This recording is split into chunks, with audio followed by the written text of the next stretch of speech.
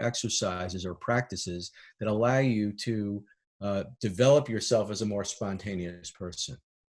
Right. So I'm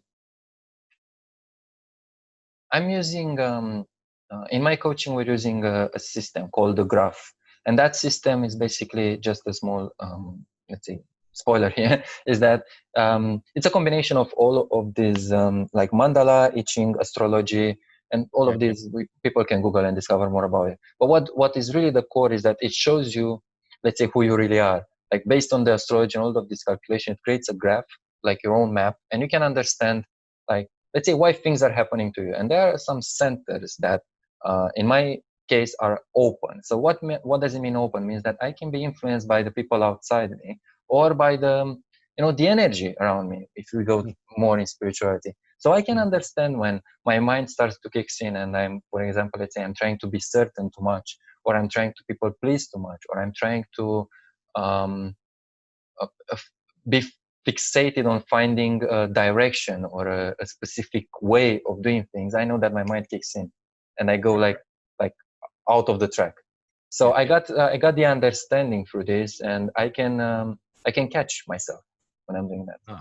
And that helps. So because it's your individual chart and you have a better understanding of that, where your tendencies are, you could go back to that chart and it's kind of like a touch point for you. It's like a reminder to be more mindful about these tendencies. Yeah.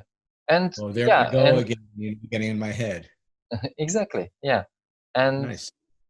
There are a lot of tools. I mean, people can go on, MBTI, like system personalities, and they can find more. But for me, this I found it like the most useful. It's like my map. I know when things are not happening as I want, it's because maybe I'm not responding to something, or maybe I'm too rushed to do things, and I'm trying to force things instead of like waiting for a response from outside. Yeah, that's beautiful.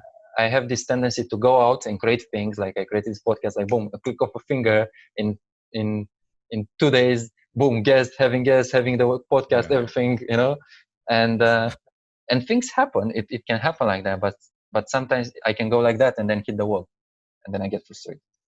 Well, that's good. That's great insight. We say you can be willful or willing, right? Yeah. And, somebody like yourself and myself as well, where our default, our natural tendency is to be willful. I've got to do it. I've got to get it done.